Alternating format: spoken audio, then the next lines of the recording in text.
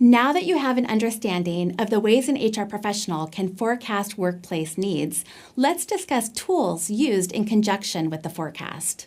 Beyond simply hiring new people to meet an organization's needs, there are forward-looking tools HR can use to fill these needs. In this video, we'll cover job bidding, succession planning, dual career ladder, replacement charting, and turnover forecasting. Let's start with job bidding. An employee may express interest in a position in an organization before that position is actually available. This is known as job bidding, and it can be an effective way for an organization to fill vacancies with internal candidates. If a supervisor or HR representative knows that an employee is interested in a position before it opens up, then, if that employee is qualified for the job, they can receive training so that they will have the required skills when the position does become open. The employee may also then be factored into a succession plan. Next, we'll cover succession planning. Succession planning identifies promising employees who have the potential to occupy managerial or executive roles in an organization.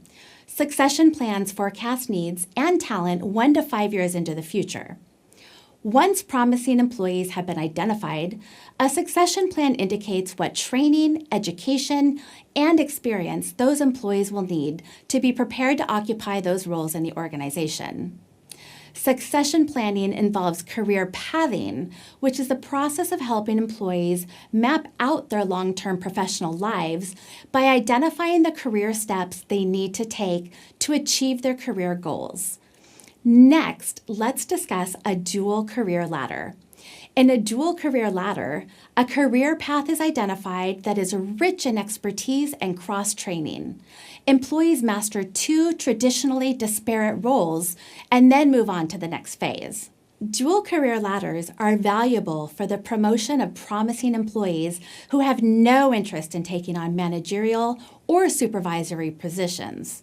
Most often, the second track allows employees to be promoted to more advanced technical positions. Dual career ladders are most common in industries and fields where such technical skills are of significant value, such as engineering or medicine. Let's explore replacement charting. A replacement chart can assist managers and HR professionals in succession planning. A replacement chart categorizes employees in 4 ways. First, employees may be identified as ready for promotion. These are individuals who have the knowledge, skills, and abilities to take on greater responsibilities in the organization. Employees may also be identified as candidates to be developed for future promotion. These are promising employees who will be ready for more responsibilities after they complete more training or gain more experience. Next, employees may fall into the category of satisfactory in the current position.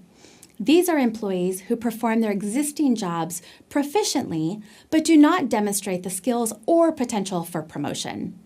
Finally, employees may be identified as falling into the category replace. These are employees who are not expected to be part of the organization in the long term for one reason or another. The reasons may include retirement, transfer, promotion, disability leave, or poor performance. One of the most important tools an HR professional has is turnover forecasting. Just as we've been discussing future workplace needs, it's also important to review the existing workforce and determine who might leave. Turnover is costly. So much of the work that human resource managers do is aimed at retaining good employees and reducing turnover rates. It is often believed that job satisfaction and salary are the most important indicators of whether an employee will stay with or leave an organization.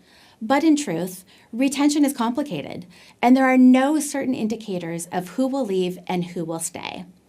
For example, contrary to some expectations, employees are more likely to leave positions where the work is very simple. This suggests that employees don't always mind working hard and are bothered more by monotonous or boring work than by difficult challenges. Information about why employees leave an organization can be acquired in a number of ways, including exit interviews, post-exit surveys, focus groups, and predictive surveys. Exit interviews and post-exit surveys are valuable sources of information provided by employees who have resigned, whereas focus groups and predictive surveys provide insight into how current employees feel about their jobs and their futures with an organization. This information can be used by HR professionals to forecast future turnover rates and to improve workforce planning. Not all turnover is bad. For example, if an organization is downsizing, the loss of a few or many employees might not be worrisome. Therefore, it is important that information is collected not just about how many employees leave a company, but why. Human resource managers should track the voluntariness and avoidability of turnovers. These are just a few of the tools you, as an HR professional, have at your disposal. As you might expect, the exact tools and processes you use will be highly dependent on the organization and the people who work there. Coming up, we'll cover more detailed information about many different kinds of workers.